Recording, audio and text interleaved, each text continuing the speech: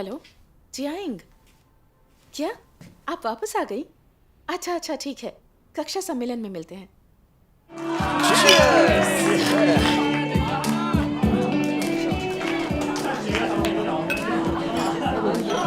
Jiang Shinyuu, मेरे साथ एक जाम हो जाए। नहीं शुक्रिया। ज्यादा मत पीना। अरे जियांग, क्या हम बाहर चलकर बात करें? शिन्यू, आपका कारोबार कैसा चल रहा है? क्या बताऊं?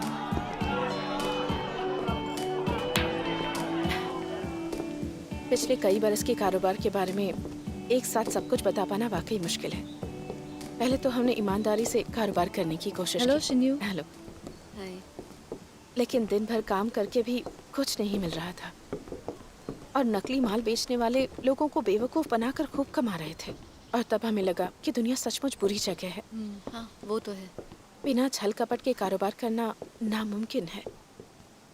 हम लोग गरीबी में नहीं जीना चाहते थे, इसलिए दुनिया को देखकर हमने भी वही किया। पिछले कुछ सालों में हमने भी पैसा कमाया, लेकिन हमेशा एक बेचैनी सी महसूस होती रही। और अगर इसमें गला काट स्पर्धा और कारोबारी लड़ाई झगड़े, सीसीपी के मनमाने टैक्स, अधिकारियों की हफ्ता वसूली को जोड़ दो तो ये सफर बेहद मुश्किल और मायूसी भरा रहा है। लगता है पिछले कई सालों में आपने काफी कुछ झेला है। पहले जब हम गरीब थे तो मैं पैसे वाले लोगों के गुण गाती थी। मुझे लगता था पैसा आने पर मैं खुश हो जाऊंगी, लेकिन अब जब पैसा आ गया है तो कोई खुशी नहीं होती, अच्छा। बल्कि एक खालीपन और पीड़ा महसूस होती है। कभी कभी सोचती हूँ जिंदगी के इस खालीपन और पीड़ा से कैसे निजात पाऊं, एक सार्थक जीवन कैसे जीऊं। शिन्यू, आपकी हर बात सच है। आपके जैसे अनुभवों से मैं भी गुजर चुकी हूँ। अच्छा, मेरे पति और मैंने एक शिपिंग कंपनी और एक रेस्टोरेंट खोलने की कोशिश की, लेकिन अनुभव बहुत कड़वे थे। जहाँ सीसीपी का शासन है वहाँ निष्पक्षता और न्याय नहीं है। हर जगह भ्रष्ट अधिकारियों और रिश्वत का बोलबाला है। सही कहा। चीन में अपनी योग्यता के बलबूते पर गुजर बसर करना और पैसा कमाना एकदम नामुमकिन है। इसके लिए ताल्लुकात और पीछे का दरवाज़ा इस्तेमाल करना पड़ता है, रिश्वत देनी पड़ती है, छल करना पड़ता है। आम आदमी का तो जीना मुश्किल है। खैर, मैं तो अक्सर सोचा करती थी कि ये दुनिया इतनी बुरी क्यों है, मुझे निष्पक्षता और न्याय कहाँ मिलेगा। फिर मैंने परमेश्वर में विश्वास रखना शुरू किया और परमेश्वर के अनेक वचन पढ़े। इन वचनों में बहुत सी बातों की स्पष्टता और व्यवहारिकता है।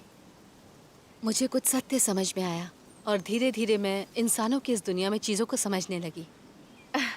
जी हाँ, क्या हाँ। परमेश्वर में विश्वास रखने से हम बहुत सी बातों को समझ जाते हैं? ये तो बहुत अच्छी बात है। मेरी एक मित्र ने मुझे सुसमाचार का उपदेश दिया था। अच्छा। उसका कहना था कि धरती, स्वर्ग, सारी चीजें और इंसान सब परमेश्वर ने बनाए हैं। परमेश्वर इंसान का पोषण करता है। परमेश्वर ही इंसान की नियति तय करता है और उस पर प्रभुत्व रखता है। परमेश्वर ही इंसान को उसके कर्मों के हिसाब से फल देता है।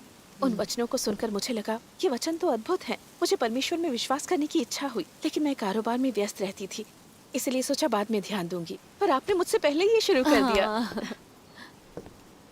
जियांग, आपने कहा कि परमेश्वर के वचन बहुत सी बातों को साफ समझाते हैं। तो फिर परमेश्वर के वचनों में क्या कहा गया है? आज मेरे पास थोड़ा समय है, हम इस पर विस्तार से बात कर सकते हैं। ठीक है, थोड़ी देर में मेरे घर पर मिलते हैं। पक्का। मैं हाफिंग को ठीक भी है। लेकर आती हूँ। चलो, चलिए। एक अच्छी बातचीत करते हैं। हाँ। शिन्यू, हाय फेंग। आपने कभी पूछा कि लोग ज्यादा से ज्यादा भ्रष्ट क्यों होते जा रहे हैं और जीवन में हमारे कष्टों का मूल क्या है? चलो पहले देखते हैं कि परमेश्वर के वचन इस बारे में क्या कहते हैं।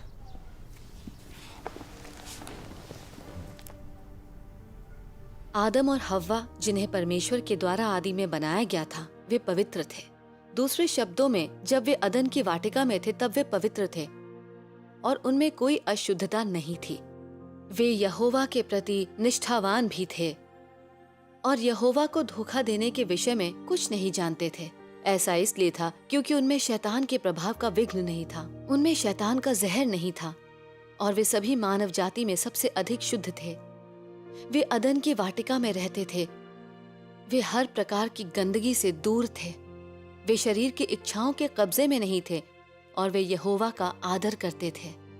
बाद में जब शैतान के द्वारा उनको प्रलोभन दिया गया तो उनके पास सांप का जहर था और यहोवा को धोखा देने की इच्छा थी और वे शैतान के प्रभाव में जीवन बिताने लगे। ऐसी गंदी जगह में जन्म लेकर मनुष्य को समाज के द्वारा बुरी तरह हानि पहुंची है। वह सामंती नैतिकता से प्रभावित हो चुका है और उसे उच्च शिक्षा के संस्थानों में सिखाया गया है। पिछड़ी सोच, भ्रष्ट नैतिकता, जीवन पर मतलबी दृष्टिकोण, तिरस्कार योग्य दर्शन, बिल्कुल बेकार अस्तित्व, भ्रष्ट जीवन शैली और रिवाज, इन सभी चीजों ने मनुष्य के हृदय में गंभीर रूप से घुसपैठ की है और उसकी अंतरात्मा को बुरी तरह खोखला कर दिया है और उस पर गंभीर प्रहार किया है। फलस्वरूप मनुष्य परमेश्वर से और अधिक दूर हो गया है। वह परमेश्वर का और अधिक विरोधी हो गया है। सत्य को सुनकर भी जो लोग अंधकार में जीते हैं, इसे अभ्यास में लाने का कोई विचार नहीं करते। न ही वे परमेश्वर के प्रकटन को देख लेने के बावजूद उसे खोजने की ओर उन्मुख होते हैं। इतनी भ्रष्ट मानव जाति को उद्धार का मौका कैसे मिल सकता है? इतनी पतित मानव जाति प्रकाश में कैसे जी सकती है? आमीन। शिन्यू, हाइफेंग, अब हम परमेश्वर के वचनों के 2 वीडियो पाठ देखते हैं। ठीक है। ठीक है, चलिए देखते हैं। शैतान लोगों को राष्ट्रीय सरकारों और प्रसिद्ध और महान व्यक्तियों की शिक्षा और प्रभाव के माध्यम से दूषित करता है। उनकी बकवास मनुष्य का जीवन और स्वभाव बन गई है। हर कोई अपनी चिंता करे और बाकियों को शैतान ले जाए, एक प्रसिद्ध शैतानी कहावत है जिसे हर किसी में डाल दिया गया है और जो मानव जीवन बन गई है। जीवन दर्शन के कुछ अन्य शब्द भी हैं जो इस तरह के हैं। शैतान प्रत्येक देश की उत्तम पारंपरिक संस्कृति के माध्यम से लोगों को शिक्षित करता है और मानवता को विनाश की गहरी खाई में गिरने और निगले जाने पर मजबूर कर देता है और अंत में परमेश्वर लोगों को नष्ट कर देता है क्योंकि वे शैतान की सेवा करते हैं और परमेश्वर का विरोध करते हैं। शैतान इन सामाजिक प्रवृत्तियों का उपयोग करता है ताकि एक बार में एक कदम उठाकर लोगों को दुष्टों के घोंसले में आने के लिए लुभा सके, ताकि सामाजिक प्रवृत्तियों में फंसे लोग अनजाने में ही धन एवं भौतिक इच्छाओं का समर्थन करें और साथ ही दुष्टता एवं हिंसा का समर्थन करें। जब एक बार ये चीजें मनुष्य के हृदय में प्रवेश कर जाती हैं, तो मनुष्य क्या बन जाता है? मनुष्य दुष्ट शैतान बन जाता है। ऐसा मनुष्य के हृदय में कौन से मनोवैज्ञानिक झुकाव की वजह से होता है? मनुष्य किस बात का समर्थन करता है? लोग दुष्टता और हिंसा को पसंद करना शुरू कर देते हैं।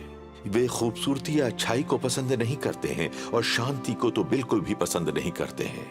लोग सामान्य मानवता के साधारण जीवन को जीने की इच्छा नहीं करते हैं, बल्कि इसके बजाय ऊंची हैसियत एवं अपार धन समृद्धि का आनंद उठाने की, शरीर के भोग विलास में मौज करने की इच्छा करते हैं और उन्हें रोकने के लिए प्रतिबंधों के बिना और बंधनों के बिना अपनी शारीरिक इच्छाओं को संतुष्ट करने के लिए कोई कसर नहीं छोड़ते हैं। दूसरे शब्दों में, जो कुछ भी वे चाहते हैं वही करते हैं। इस तरीके से मनुष्य और भी अधिक दुष्ट, अभिमानी, दूसरों को नीचा दिखाने वाला, स्वार्थी एवं दुर्भावनापूर्ण बन जाता है।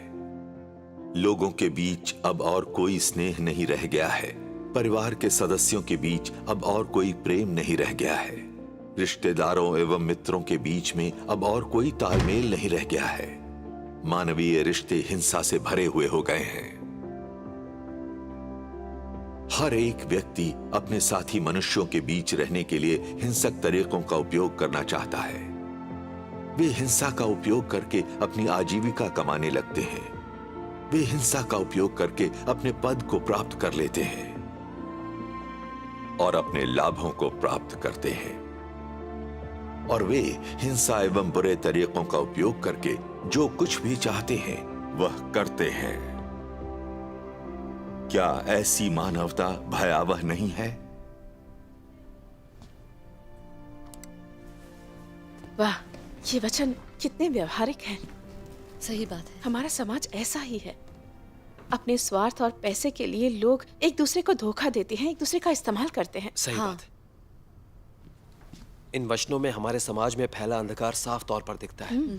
पर इसकी कुछ बातें मैं अभी समझ नहीं पाया हूँ, अच्छा, इसलिए आप उन बातों को जरा समझा दें। ठीक है। हाँ। इस अंधकारपूर्ण जगत का, लोगों की बुराई का मूल कारण शैतान की भ्रष्टता है। आरंभ में शैतान ने लोगों को धोखा देने के लिए झूठ बोला। लोगों ने शैतान के झूठ पर भरोसा किया, परमेश्वर को धोखा दिया और शैतान के प्रभुत्व के अधीन रहने लगे। पिछले कुछ हजार सालों से शैतान दुनिया में हैवानों के राजाओं, महान लोगों और प्रसिद्ध हस्तियों द्वारा गढ़े गए अटपटे सिद्धांतों और झूठ के जरिए लोगों को धोखा और नुकसान देता रहा है। नास्तिकता, भौतिकवाद, क्रमिक विकास जैसी चीजें और ऐसे विचार के उद्धारक कभी था ही नहीं। तुम्हारी नियति तुम्हारे अपने हाथों में है। इंसान प्रकृति पर विजय पा सकता है और हर इंसान अपने हित की सोचे और पीछे रहने वाले के हाथ कुछ नहीं आता। इंसान धन के लिए मरता है जैसे पंछी दाने के लिए, सबसे बड़ा रुपया। हाँ, ये सारी कहावतें समाज में प्रसिद्ध हैं। सही बात है। शैतान राष्ट्रीय शिक्षा, सांस्कृतिक प्रसारण और मीडिया चैनलों के जरिए लगातार इन बुरे सिद्धांतों को लोगों में भर रहा है। और एक बार इन शैतानी विषयों और सिद्धांतों को स्वीकार करने के बाद लोग परमेश्वर के अस्तित्व को नकारते हैं और इसको भी कि परमेश्वर ही हर चीज पर शासन करता और उन पर प्रभुत्व रखता है और इंसान को हर चीज और पोषण देता है। और वो विश्वास नहीं करते कि धीरे धीरे परमेश्वर इंसान को छुटकारा दिलाता और बचाता है और सदा उसकी अगुवाई करता है।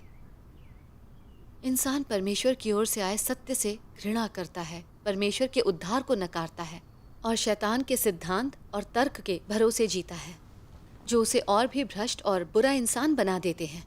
धन की आराधना करने, प्रतिष्ठा, रुतबा और इनको पाने के लिए लड़ता है, चालें चलता है, तकरार करता है और एक दूसरे को मारता है। यहाँ तक कि माता पिता, बच्चे, पति और पत्नी एक दूसरे से कपट और धोखा करते हैं, एक दूसरे के दुश्मन तक बन जाते हैं। इसलिए मुझे बताओ, अगर लोग इस तरह से जिएंगे तो वो जो चाहते हैं उसे हासिल करने के बाद भी क्या वे खुशी या आनंद महसूस कर पाएंगे? नहीं। सही बात है। जब लोग परमेश्वर को त्याग देते हैं, उससे कपट करते हैं, उसके वचनों को नकार देते हैं और शैतान के झूठ पर जीते हैं, तो वो शैतान के चंगुल में फंस जाते हैं। वो उन्हें भ्रष्ट करके नुकसान पहुंचाता है। यही इंसान के खालीपन और पीड़ा का मूल कारण है। जानती हैं, पहले मैं लोकप्रिय कहावतों को निजी आदर्श वाक्य के तौर पर देखा करता था, लेकिन अब मुझे वे कहावतें सही नहीं लगती। हाँ, जब आप उन्हें इस तरह समझाते हैं तो वे वाकई बेतुकी लगती हैं। ये सचमुच एक षड्यंत्र है। जैसे कारोबार में पहले लोग सबसे ईमानदारी से पेश आओ को महत्व देते थे, अंतरात्मा की सुनते थे, लेकिन आज लोग इन बातों की परवाह नहीं करते। जब तक बिल्ली चूहे को पकड़ रही है तब तक कोई फर्क नहीं पड़ता कि वो काली है या सफेद। जब तक तुम में काबिलियत है, पैसा कमा लो, कैसे कमाते हो इससे फर्क नहीं पड़ता। इसलिए दुनिया बहुत ही खराब जगह है, क्योंकि शैतान ने इंसान को भ्रष्ट कर दिया है। यह बात सही है, खास तौर से चीन में। शैतानों की सरदार सीसीपी ने हमेशा झूठ और हिंसा का सहारा लिया है और इस सिद्धांत पर अमल किया है कि 10,000 बार बोला गया एक झूठ सच होता है। चीनी समाज झूठ, हिंसा और कपट से भरा हुआ है, पूरी तरह से अव्यवस्थित है। हर जगह रिश्वत और भ्रष्टाचार का बोलबाला है, सत्ता के लिए पैसे का लेन देन है, विवाद और हिंसा है। इन दुष्ट दुनियावी तौर तरीकों की कमान शैतान और हैवानों के सरदारों के हाथों में है। लोग इसमें डूबकर इससे ग्रस्त हो चुके हैं। वे बेमन से इस सामाजिक चलन को अपनाते हैं और आखिरकार ये चलन उन्हें निगल जाते हैं और वो नर्क में जाकर दंड भोगते हैं। शिन्यो, हाय फैंग, बाइबल में अंत के दिनों में भयंकर आपदाओं की भविष्यवाणी की गई है, जो इस पूरी भ्रष्ट मानव जाति को निगल जाएगी।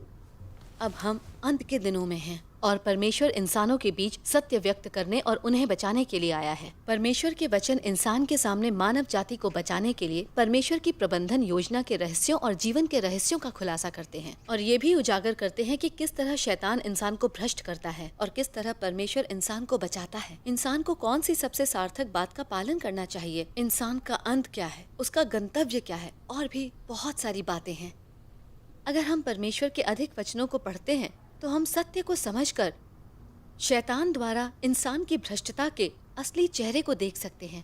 हम शैतान को नकारना सीख सकते हैं और परमेश्वर के वचनों के सहारे जी सकते हैं। इस तरह हम परमेश्वर की सुरक्षा को हासिल कर परमेश्वर का उद्धार प्राप्त कर सकते हैं और भयंकर आपदाओं से बच सकते हैं। शिन्यो, हाय फेंग, क्या परमेश्वर के वचन और अंत के दिनों का कार्य हम लोगों के लिए शानदार समाचार नहीं है? बिल्कुल है। हाँ, आपके समझाने के बाद मैं इसे समझ गई हूँ। परमेश्वर में विश्वास के अलावा और कोई मार्ग नहीं है, वरना हम शैतान के हाथों नुकसान उठाएंगे। परमेश्वर में विश्वास रखना ही बेहतर है। परमेश्वर का धन्यवाद। पहले मुझे यकीन था कि परमेश्वर है, और अब उनके वचनों को पढ़ने के बाद तो मेरा यकीन और मजबूत हो गया है।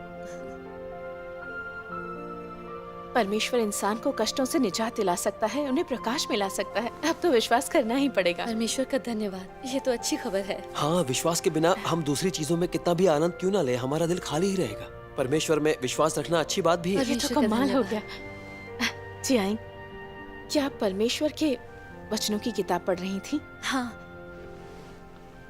परमेश्वर के ये कथन और वचन पूरी इंसानियत के लिए हैं। ये वचन सचमुच अद्भुत हैं। क्या ये किताब मुझे पढ़ने के लिए मिल सकती है? अभी हम ज्यादा कुछ समझ नहीं पाए हैं, लेकिन अगर हम परमेश्वर के और अधिक वचन पढ़ेंगे तो दुनिया की और बहुत सी बातें स्पष्ट हो जाएंगी। हम समझ पाएंगे कि परमेश्वर में कैसे आस्था रखनी है। शिन्यू, आप सही कह रही हैं। हमें परमेश्वर के अधिक से अधिक वचनों को पढ़ना चाहिए। केवल सत्य की समझ ही हमें परमेश्वर में आस्था का मार्ग दिखा सकती है। यह सिखा सकती है कि हम किस तरह परमेश्वर की इच्छा के अनुसार काम करें और उद्धार पाएं। आप ये पुस्तक ले जाइए और जरूर पढ़िए। अगर आप इसे पढ़कर समझ पाते हैं तो इस पुस्तक को अपने पास ही रख लीजिए। बहुत अच्छा, बहुत अच्छा, परमेश्वर का धन्यवाद। बहुत अच्छा।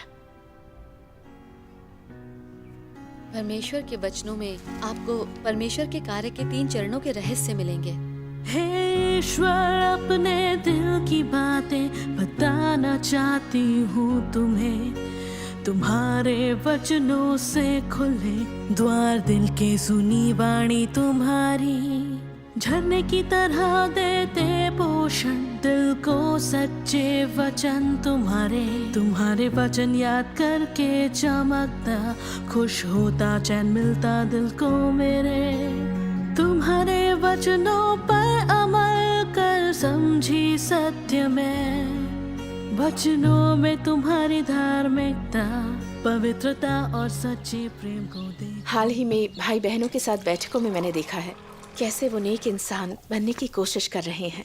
झूठ बोलने पर वो सत्य की खोज के लिए परमेश्वर से प्रार्थना करते हैं। वो अपना खुलासा कर खुद को उजागर कर सकते हैं। वे लोग सहजता और स्वतंत्रता से जीते हैं। मैं वाकई उनकी सराहना करती हूँ। हाँ, परमेश्वर में विश्वास के बाद हम में सुधार हुआ है और हम पहले की तरह कपट नहीं करते, लेकिन फिर भी कभी कभी लालच रोक नहीं पाते। इस पर मुझे बहुत अपराध बोध महसूस होता है। हाल ही में बैठकों में ईमानदार बनने के बारे में परमेश्वर के वचनों पर सहभागिता हुई थी, जो बहुत महत्वपूर्ण है। कुछ वचन पढ़कर उन पर सहभागिता करें क्या? ठीक है। सर्वशक्तिमान परमेश्वर कहते हैं, तुम लोगों को जानना चाहिए कि परमेश्वर एक ईमानदार मनुष्य को पसंद करता है।